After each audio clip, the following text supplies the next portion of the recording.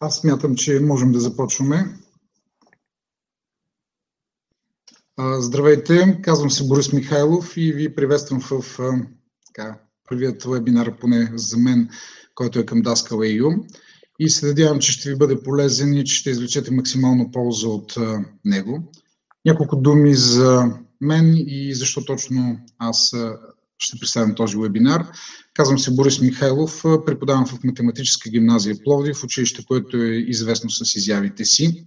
Също така изпълнявам и длъжността на заместник директор по технологиите, което означава, че в моята дейност влиза откриването на нови образователни технологии, преценяването доколко те са съответно използваеми в училище, а от тук и как могат да се внедрят в учебното съдържание, за да подобрят като цяло образователния процес.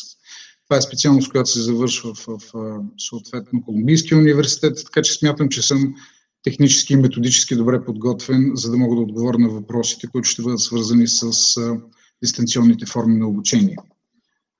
Съвсем накратичко да представя как ще протече днешния вебинар.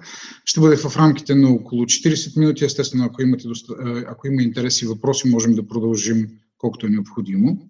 Като в рамките на около 10 минути ще се запознаем накратко с дистанционното обучение, с самата система Daskal.eu и възможностите, които тя предоставя. След което ще преминем към описанието на самата система. Ще можете да видите различните типове дъски, които да използвате, как можете да оформите чисто методически вашите занимания с тази система, възможностите, които тя предлага и доколко ние можем да извлечем ползи в тази система, съответно приложението и в училище, приложението и като учители или в още по-добрият вариант като родители, които могат да подготвят децата си чрез тази система. Като след това ще имате възможност да задавате въпроси, които се надявам, че ще бъдат също така полезни за вас. Но не гледайте на това нещо като на някакъв застинал проект, нещо, което продължава 40-50 минути или колкото е необходимо. Погледнете на него като на процес в развитие, който можем да продължим съответно, било то през самата система или по друг начин, и можете да получите по-пълна представа за този продукт. Съвсем накратко историята на дистанционните обучения. Знаете, че още от средата на миналия век започва небивал интерес към това как могат да се използват новите технологии. Тогава естествено говорим за телевизията и киното, как могат да се използват съответно за обучение. И тръгва истинска мания, особено през 60-те и 70-те години, за създаването на най-различно учебно съдържание, което да подпомогне дистанционното обучение. То се прави главно в съответно страни, които са с по-голяма територия, Щатите, Русия, Австралия и така нататък. Проблемът е, че в тези системи, които се използват тогава, нямате достатъчно личностно ориентирано образование и по принцип материалите, които се подготвят, са прекалено общи и могат да задоволят индивидуалните потребности на всеки ученик. През 80-те и 90-те години с още с навлизането на техническите средства и съответно на компютрите, тези технологии се развиват много повече, за да достигнем до съвременните системи, които вие виждате в момента като Daskal.eu, където имате огромна възможност да базирате вашето обучение спрямо отделната личност и можете по всякакъв начин съответно да изградите цялостното си учебно съдържание върху изискванията на ученика или съответно върху вашите представи за това как трябва да се преподава. Ако говорим за дистанционната форма като нещо, което е съществувало в миналото и се е развивало, то нека да погледнем в бъдещето. Бъдещето принадлежи определено на тези дистанционни системи. Живеем в динамичен свят, в който не винаги имаме възможност да се свържем чисто физически, за да се научим. Така че дистанционните системи ни предлагат невероятни възможности. От това ние да доусъвършенстваме някои неща, които са свързани с нашето образование, до това да предоставим съответно по някакъв начин образователни услуги или да помогнем на учениците и колегите си да получат по-добро образование. Тук идва и въпроса, а защо именно тази система? Защо да не изберем нещо, което е, да кажем, използвано и преди това? Ако използваме стандартните системи, които съществуват, при тях имаме просто една връзка, която надгражда телефонните връзки. Просто се виждаме допълнително, можем да покажем отчасти материалите, но те не са съобразени с изискванията на учебния процес. Тук нямате възможност да използвате различни дидактически материали, съответно нямате възможност да проявявате различни методи и естествено нямате едно нещо, което още е незаменимо в българското училище, възможността да използвате някакви нагледни средства, като говорим тук за дъските, които ще видите, че са наистина уникални в тази система. Относно това защо трябва пак да се насочим към дистанционното образование и именно към тази система, примерно в моя случай, тъй като съм дълбоко убеден, че от всичко, което съм видял до момента, направено и в Западна Европа, и в България, това е нещо, което отговаря специално на моите изисквания. От години се завръщаме отново към българското и се гордеем с това какво се произвежда в България. Славим се с едни от най-добрите IT специалисти, които работят по света. В един момент, ако ние насочим тази енергия, която съществува в България, с безкрайните възможности на българските специалисти да създадат нов и уникален продукт, ние можем да видим резултатите точно тук в Dasca.io. Екипът, който работи, е достатъчно ентусиазиран, за което благодарим на Калоян Кирилов, който със своя ентусиазъм изгради това нещо и ние можем да видим наистина един завършен продукт, който постоянно се обновява. Говорим за почти ежедневни обновявания на този продукт и може да задоволи нашите търсения като учители, съответно преподаватели, ако искате даже и като родители и професионалисти. Друго важно нещо е, че често пъти спирачката, която съществува в българското училище, е чисто финансова. Тоест, поради липсата на финанси, ние не можем да си позволим достатъчно качествен софтуер или примерно не можем да си позволим някакъв хардуер, който ни е необходим, за да можем да извършваме електронното обучение на учениците си. От близо една година, примерно както съществува проекта, от началото на учебната година, този проект се предлага безплатно по училищата с помощта на Investor Media, които всъщност спонсорират този продукт. Така че вие имате възможност хем да използвате продукта, хем това нещо да стане напълно безплатно и да натрупате опит, а да не забравяме, че тук и вашите ученици ще получат така необходимите ни дигитални компетентности, за които всички се стремим в съвременното общество. Продуктът, който виждате, е универсален, така че единственото, което можем да направим е да предоставим съвсем накратко възможност да се запознаете и с този продукт. Както виждате, средата, в която работим, е достатъчно добре формирана. Имаме възможност да се виждаме с преподавателите. В този случай не е така, защото сме много хора, което означава, че системата автоматично ограничава достъпа. Но ако вие имате занимание с примерно един ваш ученик или група от 4-5 до към 10 ученика, не е проблем съответно вие да можете да виждате и да общувате с тях. Най-важното нещо, което съществува в българското училище като изискване до момента, това е, както казахме, да има някакъв личен контакт и лично влияние в учебната среда. Тук това се получава именно по този начин. Какво друго можем да получим? Разполагаме с богат набор от дидактически инструменти, които в момента ще ви демонстрирам. На първо място имаме така използваемата в българското училище дъска, върху която можем да пишем съответно и можем да поставяме различни материали. От самото изобразяване, примерно с което можем да чертаем по тази дъска, примерно, ако искате от най-простите средства, до момента, в който можем съответно да заправим различни надписи, които да бъдат в нея. Можем да правим различни надписи, съответно да пишем учебното съдържание в тази дъска.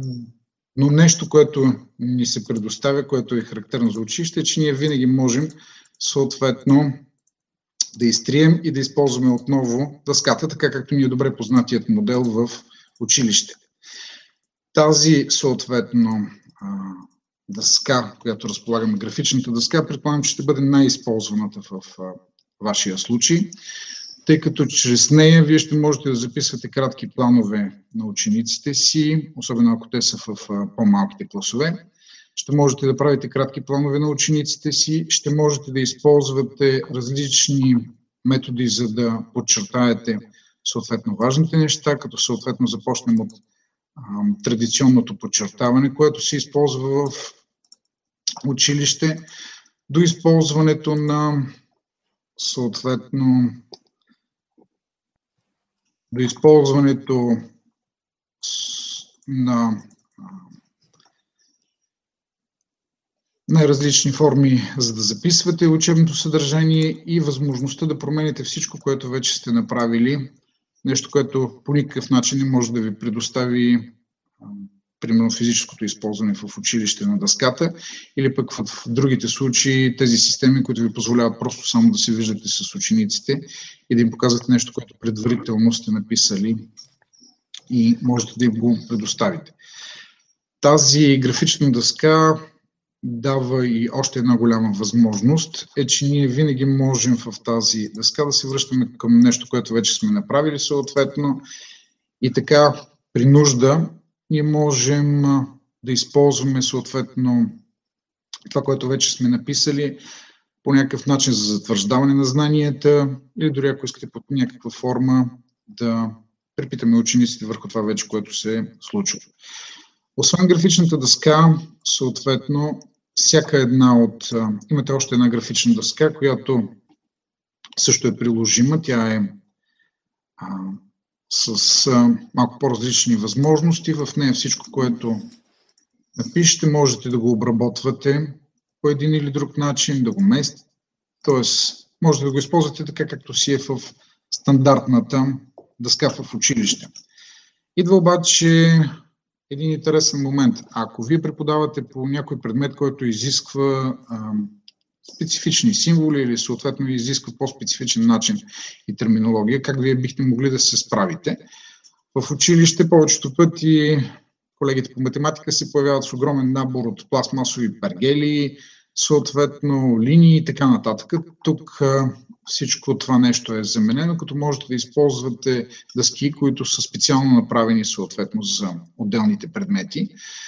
Като тук включваме дъска, която е свързана примерно с алгебрата, така, в която освен всичко друго можете да записвате със специфичните символи, които се използват в математиката, а също така можете да използвате тази дъска и за далеч по-усложнени модели, като съответно учениците могат, или вие самите можете да решавате направо цели задачи пред учениците. Ще можете да решавате цели задачи пред учениците, което ще бъде изключително ценно и за вас, и за тях. Така, следващата дъска, която пак е свързана с математиката, традиционно силен предмет в българските училища, не толкова обичан от учениците, но пък за сметка на това обожаван от повечето от колегите. И така, имате възможност да използвате и още една допълнителна дъска, която е свързана с съответно геометрията. Тук можете да използвате различните математически задачи. Можете да използвате триъгълници, многоъгълници, окръжности и така нататък, което ви дава възможност за много по-добро нагледно представяне на учебният материал. А също така не забравяйте, че по този начин учениците ви ще се научат доста по-добре да се ориентират и в самата, да се ориентират пред компютрите, а не просто това нещо да го използвате само в класната стая. Дъската, която искам да ви обърна специално внимание, тъй като човек, който е свързан с хуманитарните предмети и социалните науки, за мен това е изключително важно. До момента в училище, дори училището да е сравнително добре снабдено с техника, изникваше един огромен въпрос за това как да нагледим учебното съдържание. И тук се започваше едно огромно мъкнене на карти, примерно по история и география. Съответно, започваше още по-сложният модел, в който ние трябваше да носим със себе си проектори, ако нямаше поставени в стаите, за да можем по някакъв начин да нагледим учебното съдържание. Чрез дъските, които се използват за медия, вие можете да заредите кратък видеоматериал, който вие сте направили, примерно свързан с някакъв опит, не само примерно в хуманитарните науки, може да го използвате по физика, химия и всичко свързано с учебните демонстрации. Можете да заредите кратък файл, който да използвате в учебното съдържание. Ако желаете, можете да се свържете с огромната банка, която предоставя съответно YouTube. И ако имате собствен канал или съответно сте харесали нещо като представяне в YouTube, вие можете да споделите този файл. Само че ще си позволя след малко да ви покажа как се използва това нещо, когато преминем към съответните предмети. Освен линковете, пак се връщаме на графичната дъска, която ни дава всъщност най-пълния обем от възможности. И така, в училище съществува един важен проблем и това е, че много често, докато часовете ни преминават, независимо дали ще работим пред дъската или ще презентираме по някакъв начин с компютърна техника, една част от учениците са напълно неангажирани към учебния процес, след което започва едно търсене на това какво са направили другите в тетрадките, започва едно притесняване на родители, ако искате даже и на учители как могат да разберат какво се е случило в часа. В връзка с това, Daskal.eu и съответно дистанционната форма на обучение, което виждате, ви предоставя възможност да направите пълен запис, както в момента се прави, направите пълен запис на вашия час. Представете си какво значение би имало това нещо за вашите ученици, които винаги биха могли да изгледат часа наново и съответно да се върнат към моментите, които не са успели да разберат. Естествено, винаги могат да поискат и някаква допълнителна помощ, било то към вас или към хора, които да са съответно свързани с този тип преподаване. И тук идва важният момент, че освен с записи, вие имате още една възможност, която е много важна. И това е, че вие можете съответно да споделите вашият екран, като можете да споделите екранът си и по този начин да покажете примерно някакво учебно съдържание, от което вашите ученици се нуждаят. Това естествено ни предоставя много възможности, като ние можем свободно да оперираме съответно с всякакви графични материали, ние можем да оперираме с специфични термини и знаци, които съществуват по отделните предмети, можем да нагледяваме съответно опити, демонстрации, можем да използваме предварително зададени материали, които ние вече сме включили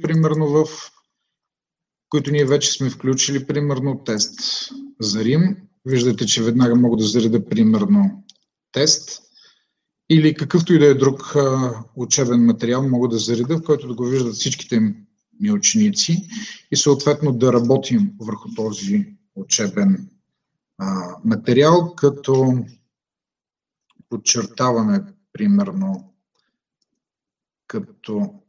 подчертаваме това, което ни е необходимо, само че малко ще намаля големината, така, и ще подчертая. Борисе, не си избрал моливо, вероятно. Да, не моливо го избрахме, но малко по-голямо дойде. Така, това е, което можем съответно да използваме. При работата с текст можем да добавяме допълнително текст към тези файлове, които сме заредили. И пак ви казвам, всичкото това нещо се записва и вие можете да го използвате в вашата съвместна работа с учениците. Аз мятам, че за около тези 20 минутки получихте някаква представа за учебното съдържание, което можете да използвате в Dascal.eu. Получихте някаква представа съответно как да работите с средата, макар и много елементарно в този първи опит да се запознаем. Така че ще бъде интересно да чуем вашите въпроси, с които съответно да видим какво ви интересува.